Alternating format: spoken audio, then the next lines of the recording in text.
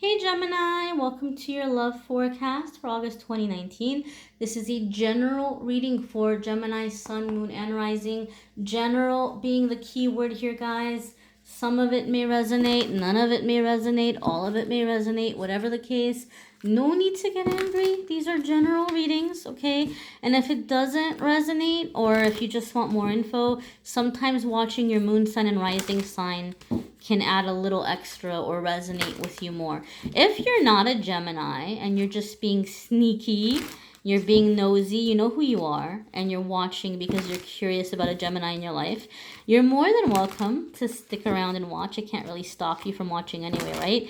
But keep in mind that I have specific cross-watcher videos. So after this one, if you're hungry for more investigation, you can click on the cross-watcher videos in the description as well. But we're gonna see what's happening for our Gemini friends for love in August coming up ahead. Now this is interesting because as I'm connecting with your energy going into this reading, I'm getting the number 7, and 7 for me in a reading is saying that you need to listen to your intuition. You really need to listen to your intuition. You're receiving some guidance right now. And the reason why it's interesting to me is I got the same feeling or the same number for Aries when I did Aries earlier today. So some of you may have Aries in your chart, or you may be dealing with an Aries, and some of you just freaked out right now. You're like screaming at your phone as you're watching this, but there's something going on. Some of you have something very karmic or very significant with an Aries. Not all of you, don't worry. We're gonna see how that 7 applies to you, and we're gonna see what's going on with the cards. Oh my god, so when this happens, it cracks me up. Gemini, don't get mad at me, okay? I'm gonna show you the card, but you have to promise me you're not gonna get mad at me, okay? Don't panic. It's not the end of the world.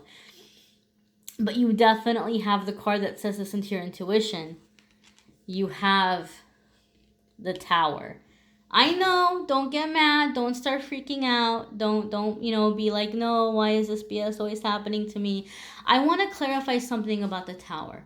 Yes, it's a quick and sudden change, and yes, the majority of the time the Tower happens because we don't pay attention to the red flags, we don't pay attention to the writing on the wall, we don't listen to our intuition, and we procrastinate in making a decision, so the universe comes in and makes a decision and makes a choice for us. Okay, and that doesn't feel good. It's like you're standing on the diving board, you're scared to jump, and somebody comes up behind you and pushes you in. It's not fun. It doesn't feel good, right? But you have to keep something in mind.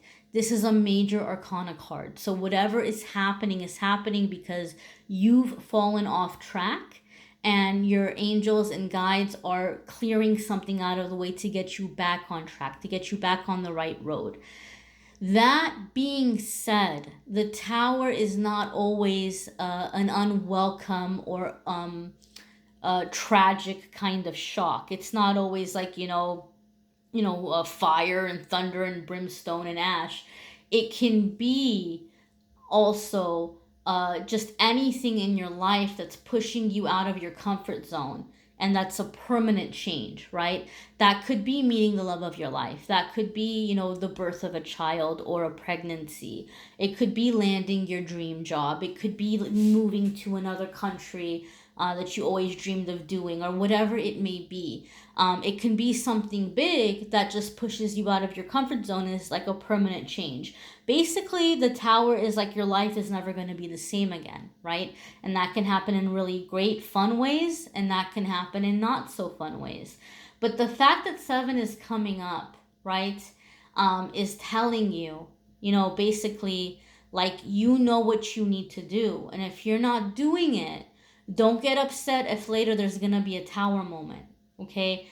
Like, you may be headed there. Some of you already had the Tower moment in the end of July, and you're trying to still salvage it or go back, and you maybe are working against what you know in your gut that something needs to be let go. And this card is saying, look, just let it go with grace, keep your dignity, just understand and know that something is being cleared for a reason and for a purpose, okay? Some of you were like ghosted by someone, And then they came back around and they laid something on you that was just like, really big. And you don't know if you should, feel bad and let them back in. My intuition, the message is no. No, no, no, no, no. And some of you are like, well, maybe I can just be a friend to this person. No. The tower is saying no. Let that go. Let that go, because whatever's going on with them, you see that how in this particular card, and those of you who watch my readings, you know that I read intuitively, and sometimes certain pictures in the cards jump out at me more than others. And I've used this deck for like a year now, and I've used it for many readings, and this is the first time this particular part of the picture is jumping out at me. This little like funnel cloud here that's like kind of piercing the top of the tower. This makes me feel like the person is like they're I'm not saying this in a judgmental way. I don't know how to put it. I'm not trying to put anybody down, but this person's a bit of a train wreck. Okay? Like they might have a lot going on and you might be sympathetic, but you're going to get caught up in that funnel cloud. You're going to get caught up in that tornado. You don't need that right now. Okay? So that which has been made clear to you, accept it. Okay? Accept it. Don't make excuses for it. Your next card here is Ace of Cups.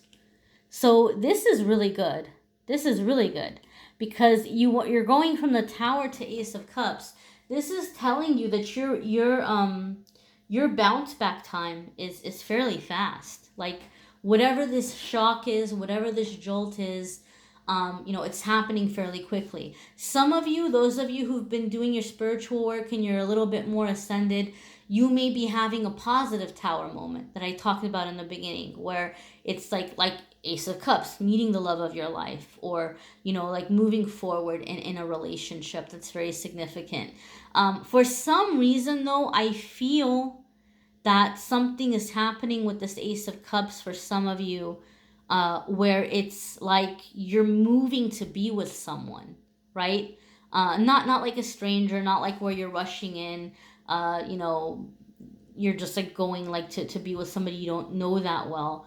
I feel some of you maybe have been in a long distance relationship, or like a long distance relationship, or somebody that you were with, they ended up having to move, maybe to be in your family or for work or something, and it came to that thing of, well, what are we gonna do? Like you're moving to get settled in, like to create a new life. I feel you're moving and selling in to create a new life, and I don't know why. And again, this is weird. This is like one of those things where like really like specific and random things come rushing in.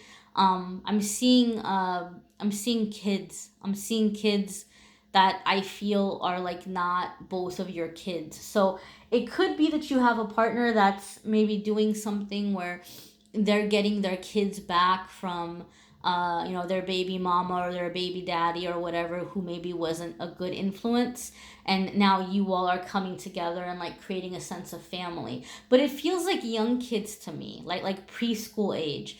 And so some of you, this Ace of Cups is like you might have a soul connection or a soul contract with this person, where again you're coming into like maybe both of you have had not the healthiest upbringing or not the healthiest family life, or not the most functional, and you all are healed and you're coming together and you're bringing up this generation in like a way where you're a good example of a good healthy relationship, a good healthy home.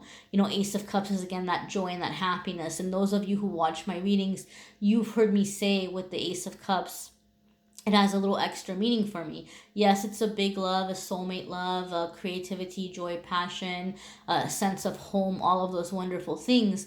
But when Ace of Cups comes up, it's like for me, you're making that shift where you're done learning from pain, right? Tower would definitely be learning from pain in some cases, where you just tell the universe, no, enough is enough. I learned my lesson. I'm never going to feel this way again.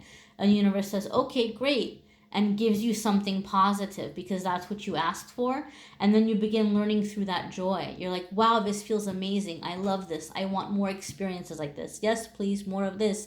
And you begin learning from the things that you're accomplishing, and the joy and the creativity and the passion and the happy times, and you're moving in that direction. Okay, so some of you have had the Tower moment happen already, right?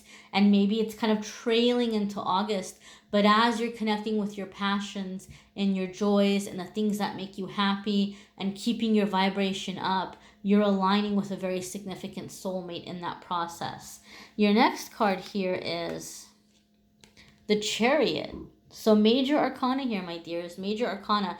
This is moving forward and moving fast, okay? This is, again, major arcana, so this is a significant soulmate, significant crossroads. And the Chariot, and this is like a very specific, like old school meaning, because some of the cards have very specific old school meanings that don't get discussed a whole lot, but it popped up when I turned it over.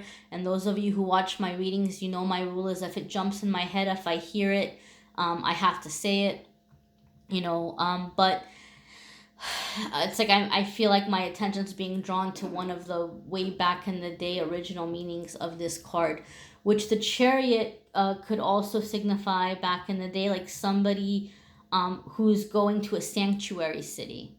Now, sanctuary city has a different meaning these days because of the political climate, and I'm not, you guys don't go crazy and start talking politics in the comments. There's like no need for it. But sanctuary city back in the day was like, say you committed a crime or you did something by accident, there were certain places where you could go, and if you lived there for like a year or 2 years, you could go back home or you could go back to the other city and they couldn't prosecute you. They couldn't arrest you. They couldn't put you in jail because they considered that you kind of like banished yourself and you did your time and you came back, right? And some people don't come back. They just go and they make their life there. So again, this kind of, to me, is tying in the feeling I was getting with the Ace of Cups, that I do feel some of you are like going to create a sense of like safety, like a safe home with a person. Like some of you are going and creating this fresh start, right? Getting away from the drama, getting away from the past, the two of you coming together to like build the kind of home or relationship that maybe you didn't have when you guys were kids, right? Like both of you are coming together and healing in this way, creating a sense of security, sanctuary, stability, safety, all that good stuff. Next, you have Knight of Cups. All right. So those of you who are moving along, right? Maybe you're not moving in with a person. Maybe you had your Tower moment. You're in your Ace of Cups. You're enjoying life. You're moving forward full speed. You're not looking back. You're like ready and eager for opportunities. Some of you may have a Knight of Cups coming in, okay? Knight of Cups is going to be a very romantic person, okay? Some of you are having a rebirth of romance in your relationship. Knight of Cups can also indicate that some of you are just finally waking up and you are only in relationships where you're being treated the right way, or you have somebody who's like working or putting you up on the pedestal. The only caution with Knight of Cups, those of you who have somebody new coming in or a new love coming in August who you maybe is very new in your life, you just kind of met them. Knight of Cups is like, this person's really into you, but they can be a little bit of a smooth talker. Like they know what to say. Knight of Cups has game. Okay, that's it. That's the bottom line. Knight of Cups knows how to dress, how to talk, how to carry themselves, and they're gonna come in like trying to impress you with these things. So this is like, if you're really looking for the long term, and if you're really like, nope, I don't want to waste my time and I want something really steady, you need to make this Knight of Cups work a little bit more before you go getting swept off your feet and jumping into bed and then be like, why isn't he calling me, or why isn't she calling me, or why is she off with that person, or he off with that person, or whatever. This could be someone who can be very intense, and very like they know how to pull you in, and it's just like very in the moment. But if you're gonna regret it, don't give yourself to that moment. If you're in the energy where you're like, hey, like I'm just up for new experiences and I want to get out there and I want to enjoy my life and I want to meet people, then by all means, have a good time. But this is something for you to consider. This is something for you to keep in mind, okay? Those of you who are like really single and there's somebody new coming in. Those of you who are in a relationship, this is saying to me that you might be putting way too much pressure on your partner to keep you happy or to bring the romance. And it's a good idea for you to connect the things that kind of light your fire, and that's going to become contagious, right? That's going to be something that your partner will eventually be able to, like, mirror back at you. Like, you guys will be able to kind of like keep each other going. But it could be good for you to just kind of, take that cup in your own hands and fill it yourself. And once it's full and once you're happy, that's when you're getting the attention. That's when they're wanting to spend time with you. That's when they're doing things to impress you. That's when, they're happy and they're doing things to be inspired as well. So getting that energy and getting that flow going. Your next card here is the Hermit. So another major arcana card. Some of you could be dealing with a significant soulmate who is a Virgo. Not necessarily. It can be, like I said, I don't like to get too much into the astrology because we don't always know what somebody's moon or rising sign or what their Venus is or whatever. It can get a little complicated. But the Hermit is definitely a card about awakening and transformation. It's the caterpillar that's going into the cocoon, that's going to come out a butterfly, which is funny. It's funny because I said in the beginning I saw a butterfly, and now I have my butterfly card. There's a transformation that's happening. There's an elevation here that's happening, okay? And so as you're coming to this transformation, this partner or this person that's coming in, actually, no, I didn't say butterfly for you guys. I said butterfly for Capricorn. Never mind. You guys are like, what is she talking about, butterfly? But it's funny. I was just talking about transformation and butterfly for Capricorn because that's what I got for them. Maybe some of you are with a Capricorn. Maybe that's why it came in my head. Maybe your Capricorn is your Hermit, your significant soulmate that's coming in here. But this person, some of you are encountering a person who's leading you through your growth, your awakening, your transformation. Okay, and some of you are going through a transformation. Some of you, as you're going through this joy and this happiness, some of you feel like you're not as focused in getting, a lot of, time in with a partner, or, pushing a relationship to something like, engagement or marriage or moving in or next step or whatever it is, putting a label on it. You might be finding that you're really enjoying spending time with yourself. This doesn't mean that you're going to be in isolation, okay? For some of you, you're kind of like at this tail end of an awakening and a growth and an ascension, where as soon as you come out of it, you're going right into like soul family, soul connections, all of that kind of energy. I want to pull clarifiers for you around the Hermit because it's a heavy card. Not heavy in a negative way, but like deep. So I want to know, in what way is Gemini experiencing the Hermit card in the month of August? In what way is Gemini experiencing the Hermit card in the month of August? Ooh, 10 of Swords. You are done with someone or something. You are kicking it to the curb. People get scared when they see 10 of Swords, but I get happy. I get really happy, and it's not because I'm a sadistic Scorpio. It's because anytime I have pulled 10 of Swords for myself or for my clients over the years, it's been just before something really wonderful happens.